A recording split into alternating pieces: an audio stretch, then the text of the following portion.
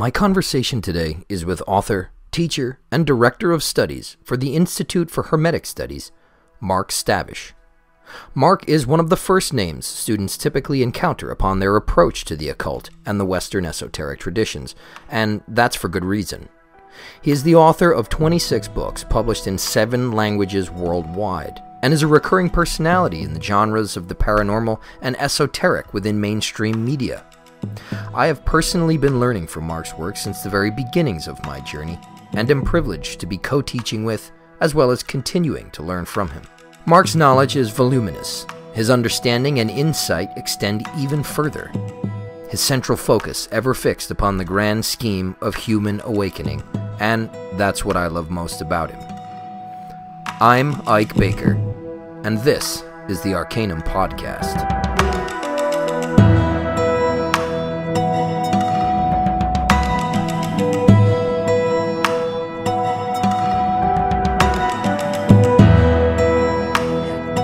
So, right out of the gate, I guess I had a hard time figuring out where I should start in terms of, topics. You're one of the few people I feel that I can talk to about virtually any subject, regarding the occult. But I guess I'd start out by saying that you're a fairly public person. I'd say one of the more well-known within communities concerned with things like Western esoteric traditions, etc. I know that you also incorporate Eastern philosophy into a lot of what you do.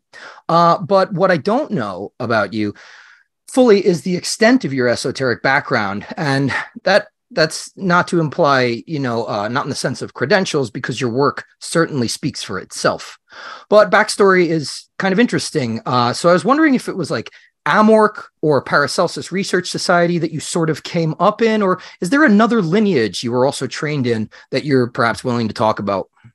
Well, my great uncle was involved in all of these esoteric movements of the early 20th century. And of course, his father was a Braucher, but not just your run-of-the-mill Braucher. He was more of a Hexenmeister, and here's the. That's, if you can see it. Can you see? Oh, wow. Yeah. In that light, when you tilt it back. Yes, absolutely. Yeah. That's awesome. Yeah. And I have other things around here too. How old is that? Well, probably 100, 110, 120 years old. Wow. I have his sister's notebooks. I have his notebooks right here at my feet. That's, I've talked about that. I wrote about that in our monograph. What was it? Pietism, Power, and the Magical Revival, I think it was called. So there's some historical background in there. Are we, you want me to get a copy of it? I can show you. Oh, yeah, sure. Absolutely. Yeah, sure. Yeah. Ah, yeah. Awesome. Yeah. Yeah, the front part is more or less biographical, but it links it into the broader magical and esoteric milieu of Eastern Pennsylvania in the last 200 years. Yeah, I know some of the things that you and I have kind of spoken about before topically is the German folk traditions, particularly those established in the area in which you live. I'm assuming that that's part of your, you actively practice some of that stuff. It was really interesting because at the conference this year, there was a speaker on powwow, and I had never really dipped my toe into it. I had never really bent my ear, and I found it, particularly as a Christian, I found it extremely interesting. Also, as a Catholic, and we can get a little superstitious at times. So that was right up my alley. Well, I think that little bit of superstition is what keeps it interesting. When we look at magic and we look at all of this, it really is, how does it engage the imagination? And we look at imagination as something, generally speaking, disconnected from reality. That is such as a fantasy or a dream state. Or if it is engaged towards some kind of visible, tangible creation, we see it as inspiration or genius. So if your imagination allows you to create a song, that's nice, as long as you don't want to become a musician. And should you want to become a musician and your imagination allows you to create enough songs to record an album, that's nice, as long as you don't, well, as they always say, as long as you have a backup plan. But should your imagination be strong enough where it allows you to write enough songs and to write enough albums and to go on tour and have a certain amount of fame, then it's, well, that's okay, as long as you have a plan for when it runs out. You know, it's going to be all a matter of degrees until you're finally famous enough. And then rich enough, because it's not going to just be famous enough. You have to be rich enough too. So it's the same with being a writer. I joke with my musician friends about, you know, sort of the same thing. It's how many books have you written? Doesn't matter. Doesn't matter. It's how much did you make off them? Yeah. As a musician, if we're going albums to books, I mean, it's fractions of pennies typically per stream download. Right. And then we joke about the merchandise. And I've talked about this openly. I mean, the listeners should realize that I've spoken openly about the problems involved in esotericism and the false and naive notions that are out there and that are propagated about how things work. They have naive notions about the past, as I said in an interview last night. Look, 20% of the population in Tibet was in the lamaseries. They were in the monasteries. They weren't all practicing. You know, they were bureaucratic functionaries for the state. You know, in the monastic traditions in Western Europe and Eastern Europe, you know, they were large landholding entities that had a relationship with their communities, and that's what allowed many things to happen. So we have some very naive notions about spirituality and its relationship to the physical world and these things.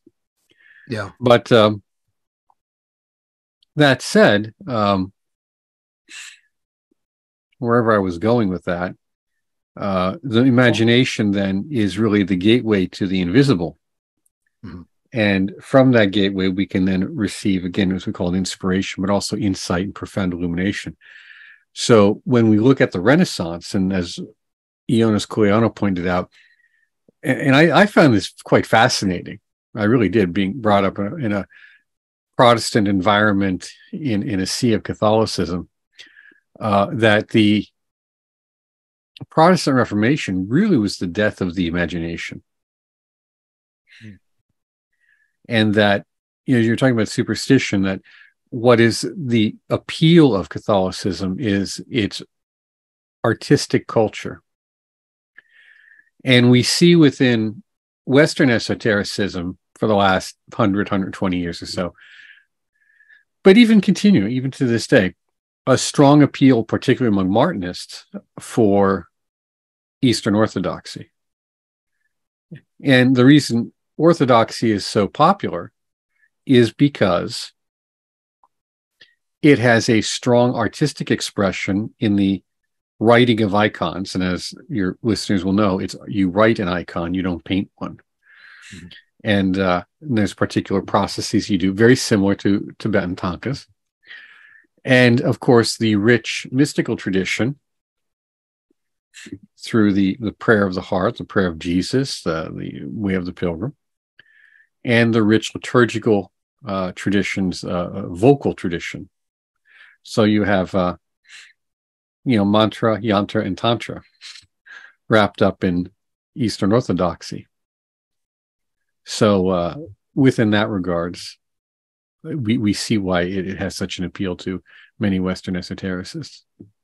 Yeah, my father and that side of the family is all Greek Orthodox. So I've baptized a few of my cousins, etc., and things like this. And the thing that really struck me about Orthodox rites, Greek Orthodox rites, is how inherently magical they are. The Eucharistic Mass of the Catholic Church is obviously a form of alchemical ritual, and but the other sacraments are not as dramatic as, let's say, not even a baptism rite is as dramatic as like an Orthodox rite. I remember being the sponsor, the godfather to one of my cousins, and it's full of all these visceral acts of rejection of Satan. You have to spit on the ground like 3 times.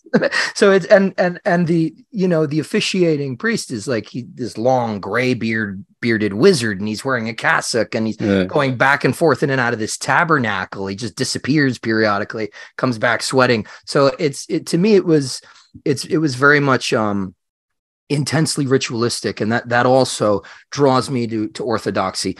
However, there are certain stances, at least in the parishes, the churches that I've spoken to, that don't allow its parishioners to be Masons or anything like that, and do the things that we do. So unfortunately, I've had to go the other way. But I'm kind of, that is something that I wanted to talk about. I'm sure that you've talked about it, plenty of times, but I'm a little curmudgeonly as regards to my view on the modern iterations of spirituality, or I should say pseudo spirituality. I would say palliative based commercialized spirituality. Sometimes I like to sort of half joke and say that the Library of Alexandria is burning again.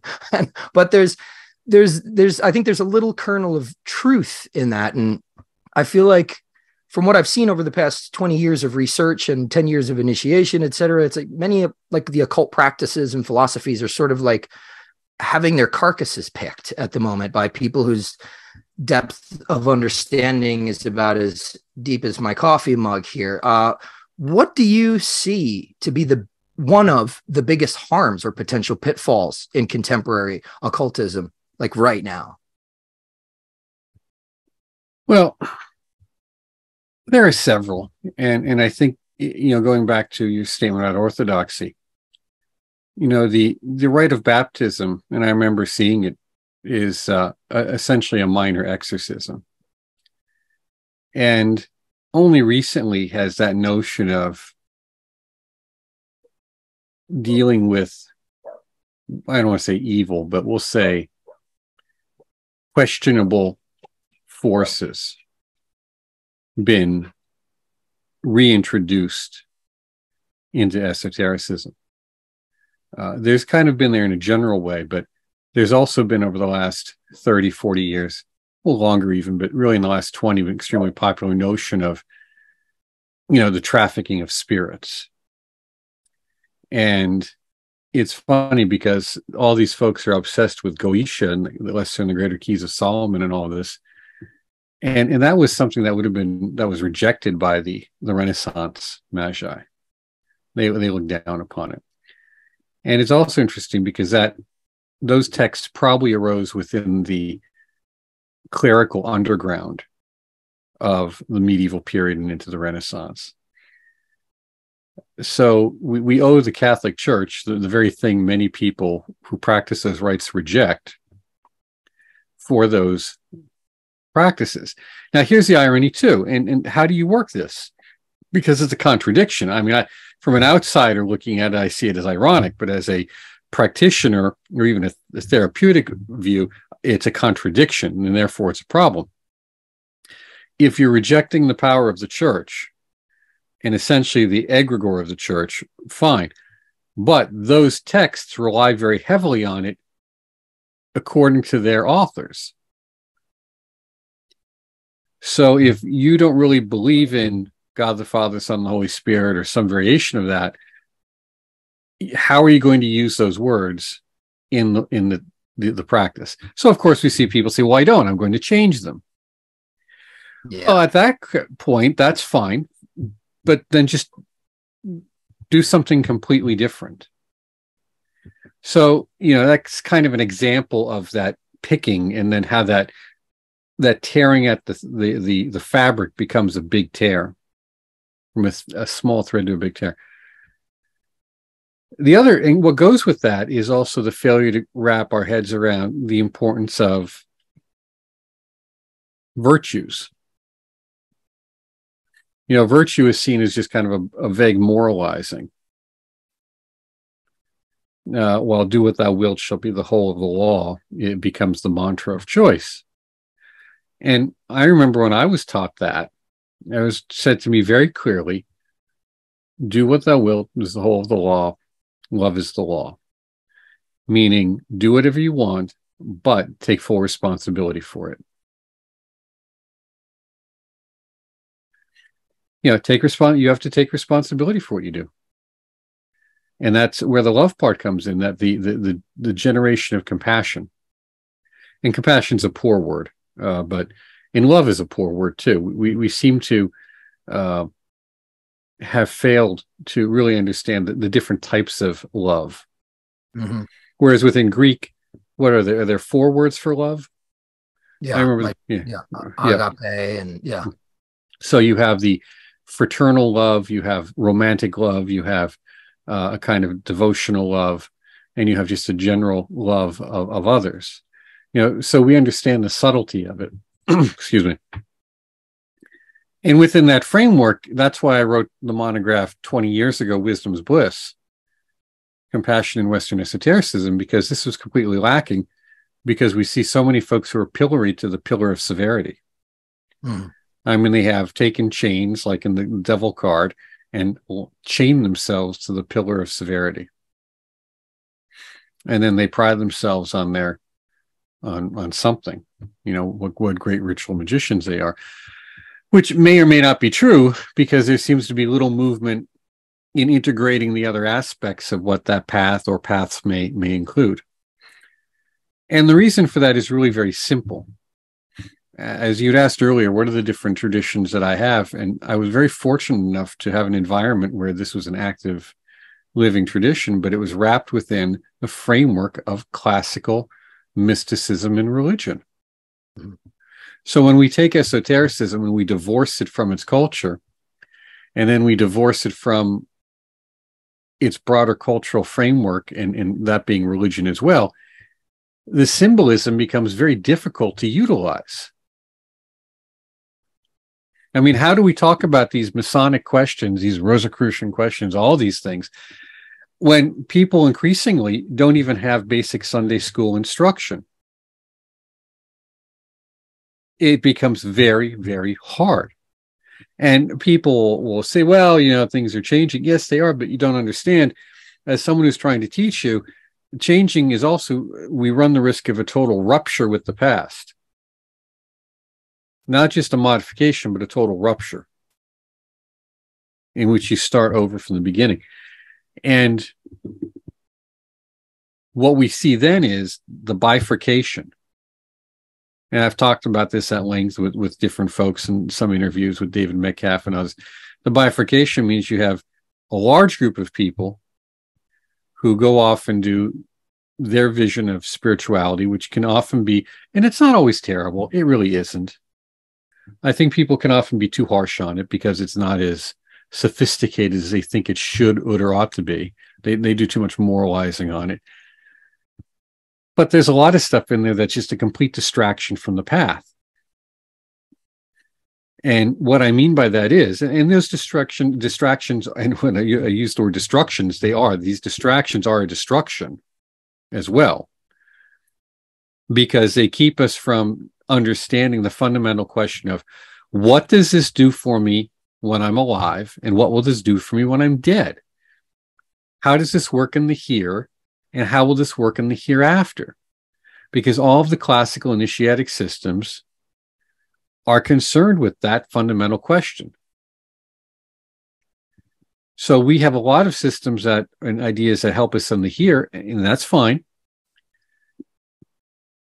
But I don't see a lot of it in a lot of these systems as being very useful in the hereafter. And I've talked to people at length about them. I've read about them at length. People send me their private secret lessons, and I'll go through these things. You know, so it's not as if I don't know what's out there. And that's why we brought forward, in the Institute for Hermetic Studies, place a lot of emphasis on lucid dreaming, the body of light, the survival of consciousness, this continuity of interior initiation. That's really what we're focusing on with folks. So that's part of it. And I think another part of it is that as much as Western esotericists will talk about cycles, they don't really grasp them. And I will say that the modern students that we've seen, and I mentioned this at the conference to you and a few others because some folks were there who I've known for a while, as you know, came out of the woodwork to visit us for our 25th anniversary. When we speak to each other in private, we recognize that we're doing remedial work with people compared to what we were doing 20 and 30 years ago. So more is available now than ever before. And some really good stuff, let's be honest. But people are they're drowning not only in too much information because they don't know what to do with it. Right. And that's where having teachers come in and people you can trust.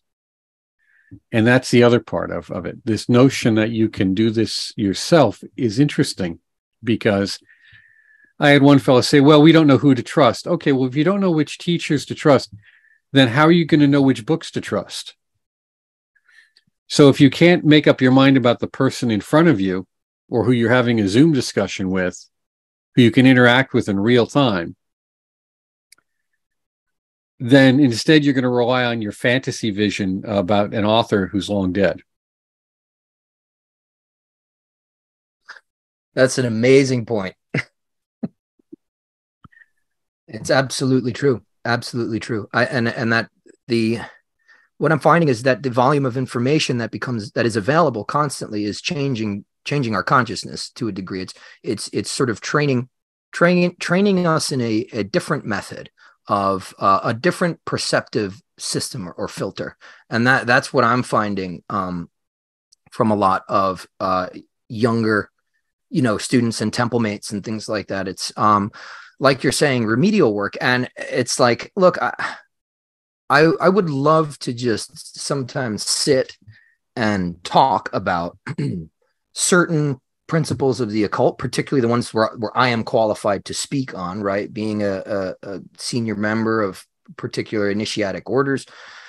I want to be able to sit and talk about those things. And instead I end up, like you're saying, doing this kind of remedial work where it becomes this kind of philosophy 101, this almost like, class on more so on like the trivium or something. It's like, no, this is how you have to approach these things. You have to be able to conceptualize these things outside of your postmodern lens, because there's a lot of assumptions there. It's kind of like you're saying, having all the information, but approaching it from this almost like secular humanism type of thing, not a tremendous effort or emphasis on the hereafter, not a tremendous emphasis on, the idea of, I would say a spiritual goal, whether that be the absolute or the holy guardian angel or the higher divine genius. It's just more so like, it's become commoditized. It's like money magic and things like that I'm seeing a lot of. And it's like, well, that's not what we do. You can do that, but like, that's not what I'm going to talk about in like a Golden Dawn lecture class, Well, I think, part of the problems arise again from how these organizations arose. And, with Martinism, it was very organic in the beginning. You had 3 degrees and then a 4th and a 5th degree, and I guess 6th degree Grand Master, and that's pretty much it. And the fourth degree was much coveted because that made you an independent initiator, and that meant you could start a lodge or heptad. And that was fine. And these different heptads kind of popped up like mushrooms because they worked off of a syllabus rather than written lessons. So the flavor of one lodge would be very different from another. Well, therein is a perfect example. The problem is that the continuity that you would say find in other, and again, the joke I use is, in the beginning, everyone in Western esotericism, it's like they buy an IBM, you know, and it's loaded and it has all this Microsoft product on there, and it's working okay, but then the patches come in, and they get the patches, and they're kind of okay with it. It's still working. It's chugging along. And then at some point, they kind of get tired of the patches and the crashes, and they decide, you know, I'm gonna design my own. So I'm gonna go open sourceware, right? And they're gonna design their own. And that kind of sort of works. Some maybe have the skill for it, most don't. And then they crap out. And then in the end, they all become Mac users because everything's all there. Well, you know what that is. That's why they all become Tibetan Buddhist, because everything's there. It's all within it, everything they're looking for. Yeah. And one of the things they're looking for, which they don't say openly, is some general manner of vetting the instructors, some general manner of trusting the instruction and the instructors. So what we have in Western esotericism is people start groups and they're the one in charge, and they may not necessarily be, they're the most dedicated because they started the group, you know, God bless them, right? But we've seen how that goes. What makes them now best qualified? So you're dealing with people whose levels of experience in groups aren't that good. That's why we have the teacher training program at the Institute, is because how often have we spoken to someone who they're in a group for a while, then they're asked to teach something? You know, it's not the same. It's not an intellectual teaching. You have to understand people's problems. When you come to occultism, your life is going to fall apart because that's its purpose. So if the people involved aren't qualified to deal with that, then they fall apart too, and the group does. And we can look at the original Golden Dawn as a perfect example. It imploded because it had a lot of technique, but it didn't have a sound philosophical view. And what's fascinating is it doesn't give you that philosophical view until like 7 equals 4. The thing you should be getting at the very beginning, they don't give to you till almost at the end. And in the philosophical view is how you perceive yourself and the cosmos.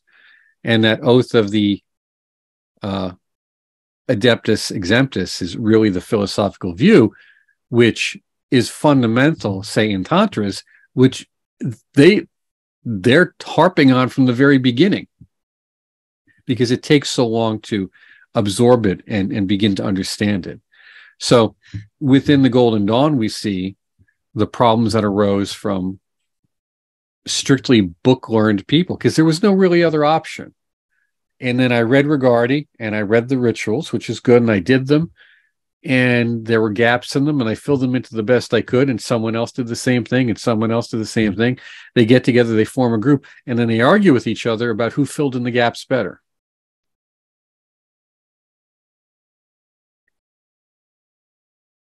So at the end of the day, how do we create viable lineages? And there's only one way. It takes a lot of time, it takes a lot of talent, and it takes a lot of money. And that's all there is to it. There's no cheap or easy way to do it. None.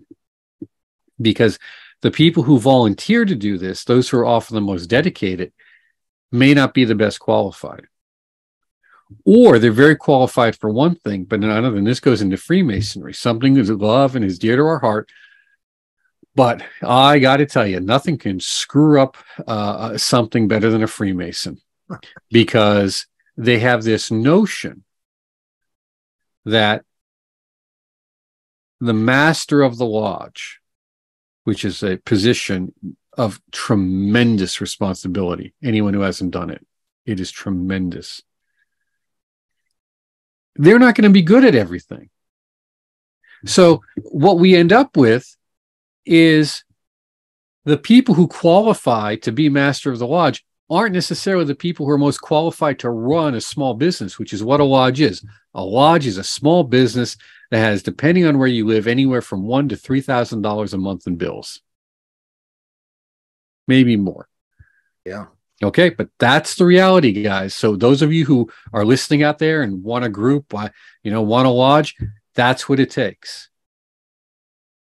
So you have masters out there who have been very good at memorizing the ritual, but they don't know how to run an organization. And Masonry has almost destroyed itself by focusing on memorization of ritual.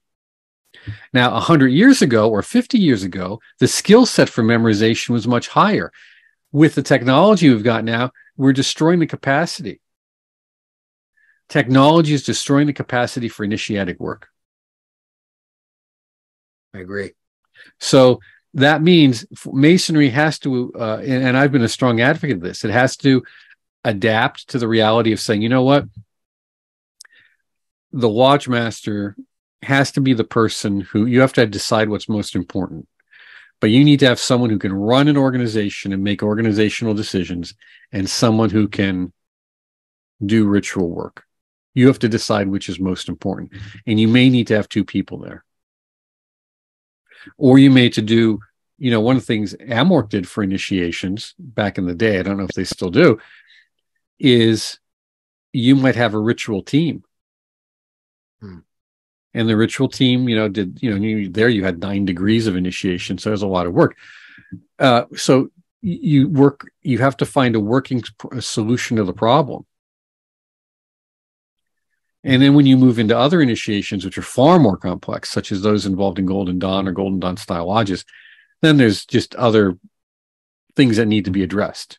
Okay. But my point is, that's what you have to do if you want continuity of teaching and continuity of tradition intergenerationally, so that we're not constantly reinventing the wheel, because we're always one generation away from illiteracy.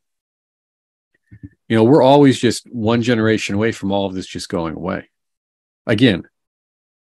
Yeah.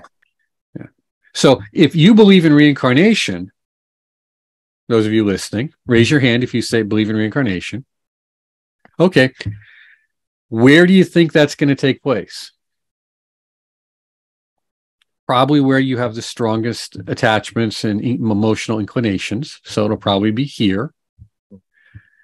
And what makes you believe that there's going to be any esoteric teachings for you to continue learning or studying if you don't make that happen?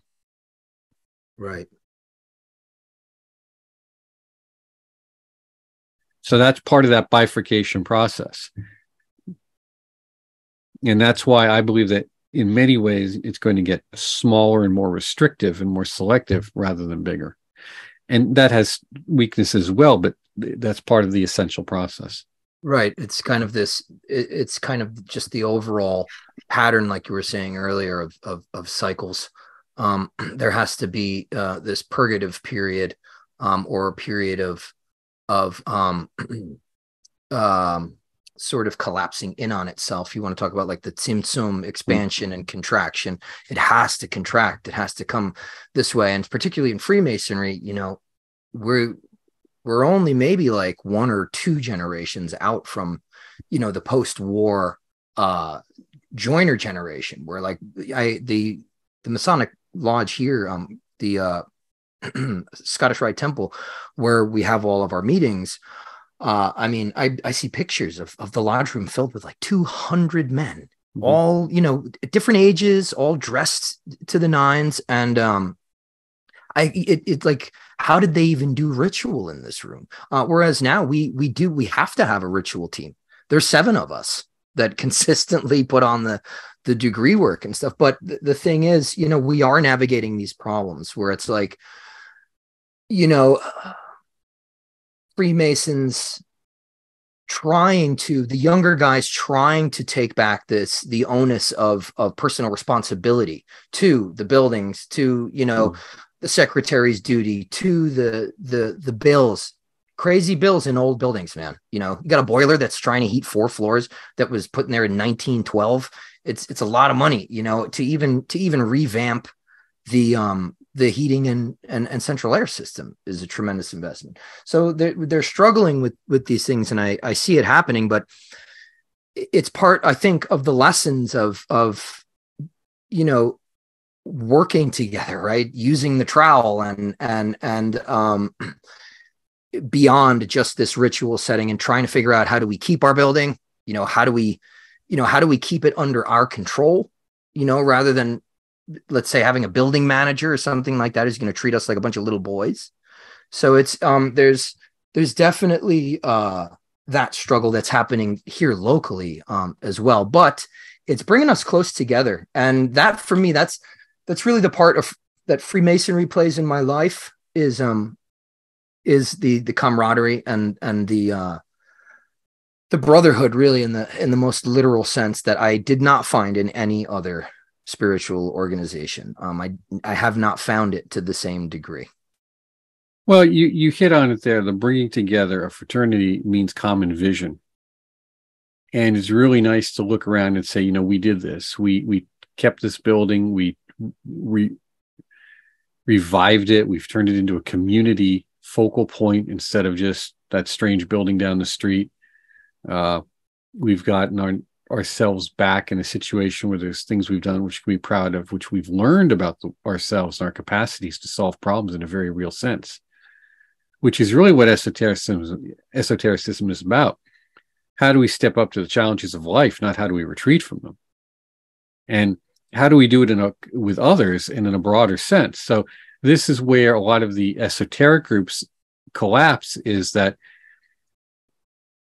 they don't have a good, and when I say good, I will say a healthy collective vision that directs them towards something higher. So instead of working on creating a lodge that will be here for generations, they throw their weight into something which is simple and easy, which is basically turning their Golden Dawn group or their Wiccan group or their neo-pagan group or their Zen group into a political action committee. So, and that's terribly destructive, because what happens then is failure to achieve the inner goals of awakening, or failure to achieve other goals related to that path, then are substituted with something, a moral grandstanding, and what we call, virtue signaling. Yes. It's kind of a moralizing and a grandstanding. And that has to be reduced and eliminated, because that's been terribly destructive to the groups over the last few years. And it's in groups that I don't have anything to do with, I don't really care about. But I've seen the destruction that it's done to them and what they've done to their members and people who wouldn't be around. The groups wouldn't exist if it wasn't some of their members. Right. Is this where I say, like the OTO could just disappear right now and I wouldn't care. Mm-hmm. I think the world would be better for it because of the way they treated Jim Wasserman. Mm. That group wouldn't exist if it wasn't for him and his wife and many of the sacrifices they did. And he was just treated poorly. I was informed that he quietly left before he passed. And that says a lot. That says a tremendous amount about just how dysfunctional that became. And he once asked me years ago why I never petitioned for membership. And this is when I had him here for a presentation in which he gave, and several of his books he wrote later on. He mentioned me in particular as being responsible for the inspiration that forced his hand to write them. He asked me why I never joined, and I jokingly said to him it was because of the members. And, I've met people within the organization that I like individually. But again, after what I saw they did to him, they could just all go away and I wouldn't care. And Yeah. I've been in groups that disintegrated. I was there in the early 90s when Amwork imploded. And that was ugly. That was real ugly.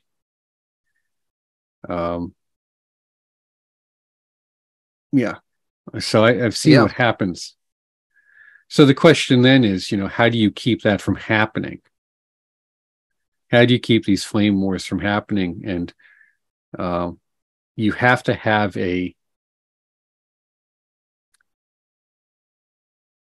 just a better vision of why you're there, not just for yourself alone.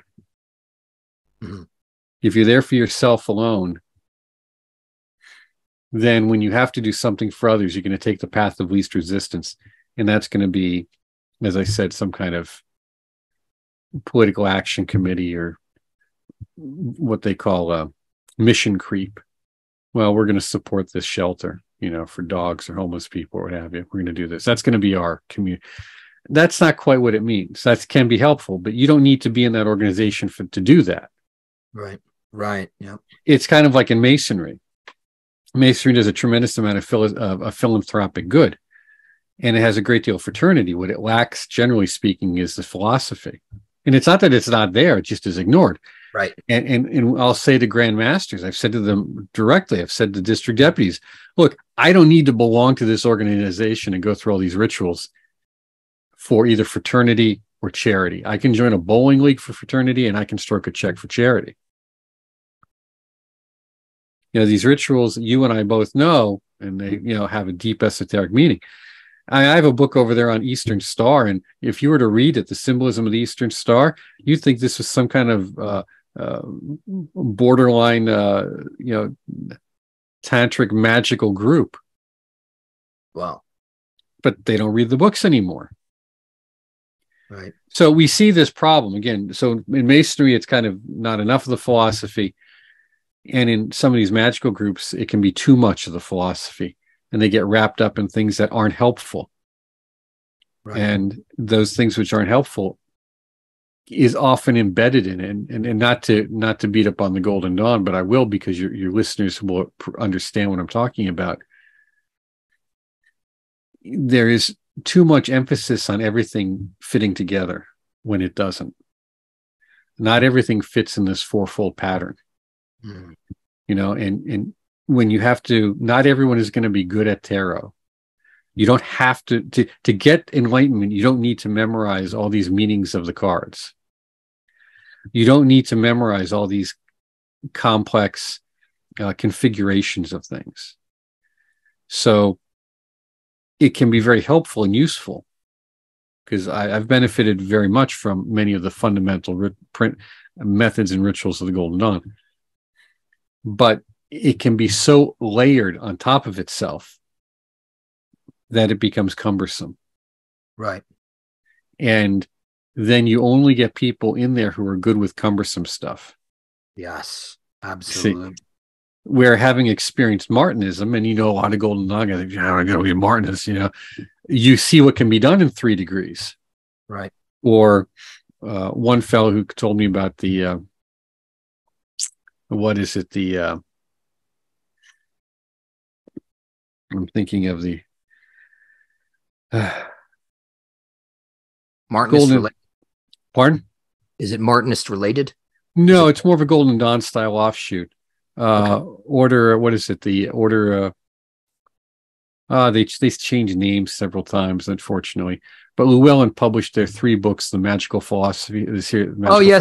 The Aurum Solis. Aurum Solis. And what is it? They've a couple names because of different problems they've had. But the point is, there you have 3 degrees, and there's probably a secret 4th, I have no doubt, or maybe a secret 5th. But at the end of the day, it's what can you do with your minimum approach? Right. Because we don't have, that goes back to the wealth aspect. Why you don't have a lot of Golden Dawn lodges is because you need a lot of space and people and money. Yeah. So why do you have more Martinist lodges? Because you can do Martinist rituals in a very small room with a few people. in a living room. I mean, right, in a living room. We've done them in mine, but Yeah. So well, this is it. We're talking as friends here, and people are eavesdropping in on our conversation. Yeah, absolutely. So we're talking about the strengths and the weaknesses we've had, and saying, now how do we take this? For those of you listening, how do we move forward and create sustainable lineages? And how do we train people to be teachers, not just think that somehow because you've made it through the degrees that you can teach others? Right. Yeah. That is a totally separate skill. For me, I had to learn how to like work with Tifereth. I'm a little bit more of that Gebura type of tough love thing, but it's definitely a separate skill. But it's interesting because you have a teacher program. Well, I'll back up. You're the founder, obviously, and the director of studies for the Institute of Hermetic Studies, which I had the pleasure of speaking at. For Hermetic Studies. Of is some other guy. The Institute for Hermetic Studies. For Hermetic Studies, which just had its 25th anniversary, and I was very privileged to speak at that conference. And you guys actually you have an expansion over in Europe, right? That news dropped, correct? Or that's correct. We have folks in Europe, in Vienna, who are helping to expand, and in Denmark, in Germany, are helping to expand in Europe. We have translations of our monographs in Russian. We have translations coming out in German. So we're seeing people volunteering, and that's what it takes: time, talent, and treasure. Talent means your skill set. Mm. People volunteer to make things happen, and they're doing that. What's your vision for the future of IHS? Assuming that it's going to continue to expand, and obviously you are training a bunch of new teachers. Is that correct? I've seen quite a few names on that. That's correct. Teacher training program list. Yeah, and to be honest, we tell them, look, because people want to do it, but they don't know how much time it's going to take or what's going to be expected of them. And I say, look, we're not training you to be an emergency room surgeon. We're training you to be a paramedic. Mm. And these are the problems that you're going to encounter doing this work. And these are the problems people are going to encounter doing this work. These are the questions you're going to be asked. This is how you deal with it. So a lot of the time, we're not even focusing on how do you do ritual. Like, anybody can learn ritual. Mm-hmm. Look, artificial intelligence can teach you how to do ritual. It's called video. Yeah. Okay. It's called Israel Regardie on an old cassette that you listen to in his squeaky chair.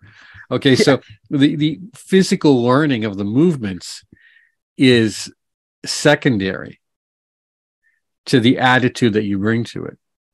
And you see that very often, and just again, we'll use the Golden Dawn as an example, in the different ways people will, trace a pentagram or draw a pentagram. Yes. Some of them are very rigid about it, mm-hmm. as if they're like, etching and carving this, into their enemy's chest.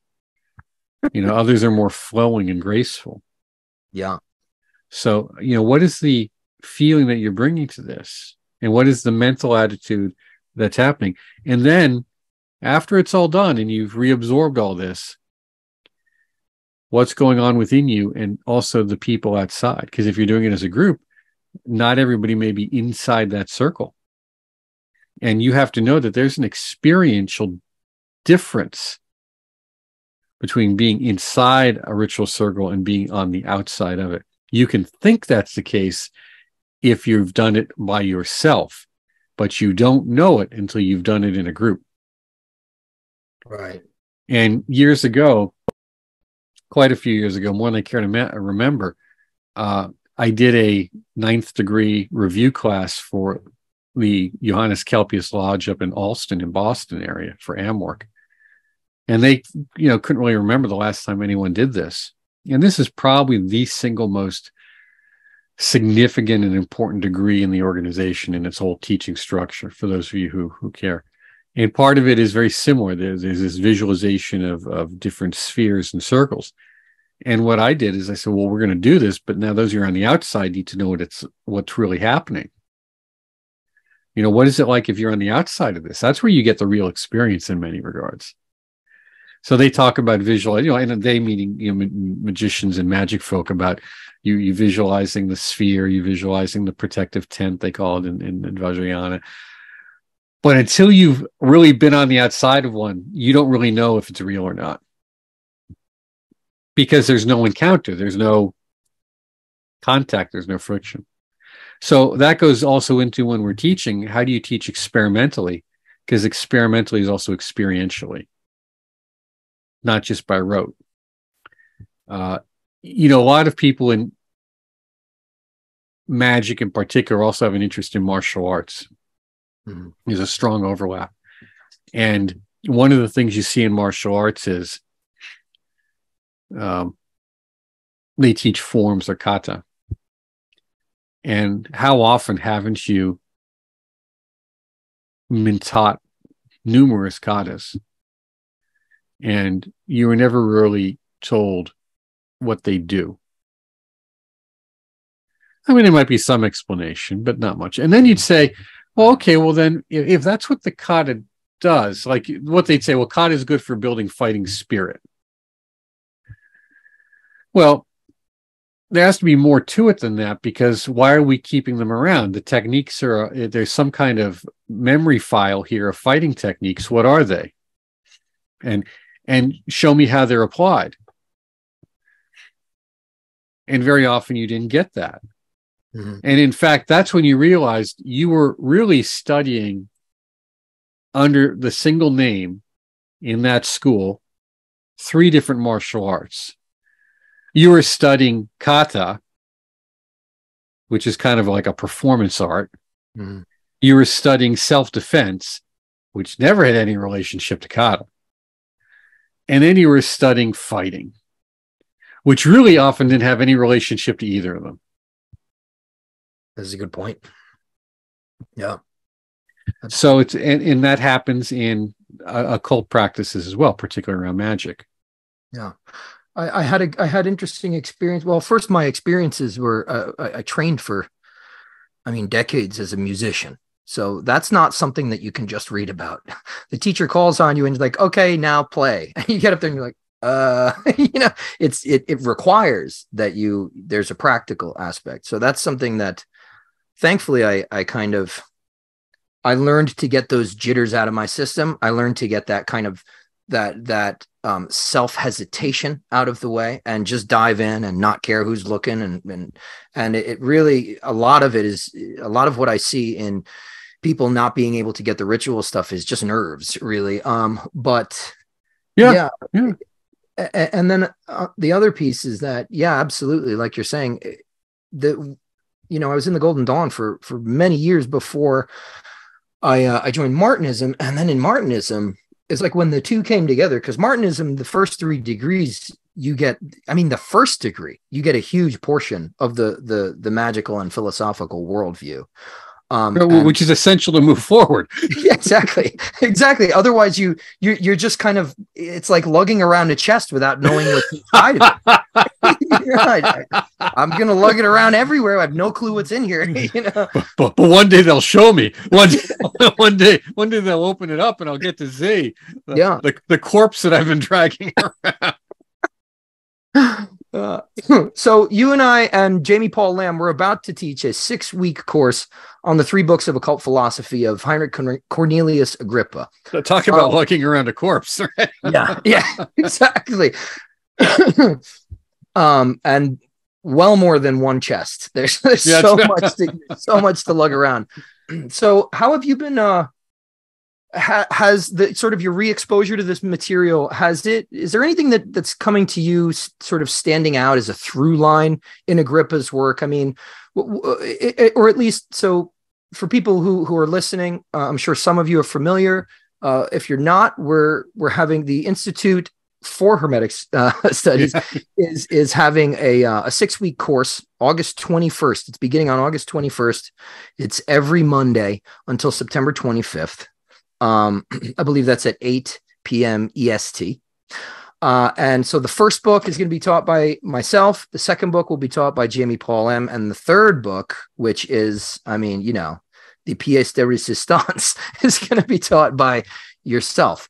So in your sort of, retraversing the material, what jumps out at you? What are you seeing that kind of is important or overlooked maybe about Agrippa? Well, as many people know, many people own Agrippa or they've read Agrippa, but they don't understand Agrippa. And the reasons for that are several. And, for myself, when I prepared for this course, well, years ago when I first read Agrippa, I got myself a fairly inexpensive copy. And I sat there with a pencil and I annotated as I went. Because Agrippa tells you very clearly he's giving you everything you need to know, just not in the right order. Now, he pretty much gives it in the right order, but there are things that are reversed. And someone once said to me, after you've read books 1 through 3, then you go back again and you read 3, 2, 1. And that was an interesting perspective and joke as well. And that's kind of my half serious view on it. When you look at Agrippa and you see the first book of natural magic, which also includes what we think of as some of the sciences, by the way, there's some really interesting stuff there. But a lot of it is also some things are just superstition or maybe foolishness, and you don't know what to make of it. Right. And then you get into the second book, which is what most people begin to think of as Agrippa. Oh, that's the astrological magic and all of this stuff, and we can make some sense of that. But the third book deals a great deal with just pure consciousness. So, the celestial realm. And this is where, magicians are often feared to tread. We did a course which would be helpful for understanding some of this called The Mind of Hermes. And it talks about the direct perception of reality. Because, the initiatic journey begins with religion, as we stated earlier. And religion is morals, mythology, meaning stories, educational stories, and social conditioning. Okay, keeps social harmony in order. And then there's the first real initiation, or actually first really esoteric, inner, in a true strict sense, is religious mysticism. And we see this with the saints. They develop a deep personal relationship with their understanding of God or Christ or deity, and they have these tremendous visionary experiences. And then some of them are in various levels. They talk about the 10 levels or 10, St. John of the Cross and Teresa of Avila, which were probably of Jewish origin. I think we've kind of pretty clear on that now. And there was some Kabbalah being implemented there. But now we have what we think of as initiation. You see, we're already looking at the third thing as the first when we're kind of ignoring the first two, religion and religious devotion or religious mysticism. Right. So this third level, which we look at now as initiation, is now transformative. The first path is the via negativia. Don't do this. Basically, stop from screwing your life up, making it worse. Don't do this. And then the second one is the via positivia. Do this. Love God, love Jesus, love the saints. You see, love people. And then the third one is the path of transformation. Not avoiding things is only good for so much. Being nice was only good for so much. How do we take really difficult situations or feelings or experiences and transform them? And that's what we think of as Kabbalah and alchemy, ritual magic, all these things. What we don't talk a lot about is the fourth one, which is direct experience of reality as it is. Now, we use some vague terms like cosmic consciousness or cosmic awareness, or that kind of thing. But, we need to really realize that these 4 stages also have within them their own techniques. And yet, simultaneously, any one of them will get you through all of them. That is, we've all known people who were just very devout religiously, and they could have deep perceptions. We've known people who were really practiced their mystical, magical practices, and then they no longer needed them. You see, the occult schools are schools to train you, but we've allowed their egregores to turn them into an end in of themselves rather than a means to an end. Yes. And the end is your direct awakening. So you should be able to leave your group and 5 years later come back and be welcomed with open arms, as long as you left on good terms. Right. So Agrippa takes us at the final book into this notion of what is this direct experience and what are its various manifestations. Excellent. Yeah, I'm definitely excited for this class, particularly, I'm just in general, I'm always interested to hear your insights, Jamie's insights. You know, just on, a person to person note, I've read a lot of your stuff. You're a very prolific writer. And, I've not read all of it, but the stuff that I have read, because I've chosen to take my time and digest and practice, there's a tremendous amount of stuff in your work specifically where it's not just this kind of navel contemplation. It's like look, let's do something with this stuff. And I remember actually the first thing I had ever read of yours was I picked up the Philosopher's Stone by Regarty, and there's an essay that you wrote on operative alchemy in there. And you read what Regarty has to say. You read all these, the philosophizing and the references to Margaret Atwood and all this stuff. And then finally we get to this moment of clarity where you're delineating the principles of operative alchemy as they apply spiritually and to your consciousness as you're going through that. And that's when a light bulb really turned on for me. And I'm very happy that we have you and people like you in this community still, not walking away, not hiding your gift under a bushel, hiding the light and bringing it forward, because there is, like you're saying, people are drowning in information, and we need good, solid information, localized, right? It's like you should be able to go to one area and have a thorough training in whatever it is you're studying, instead of this kind of patchwork of interpretations, and what's more, even worse, interpolations, where you're just projecting what you want this symbol or this teaching to mean.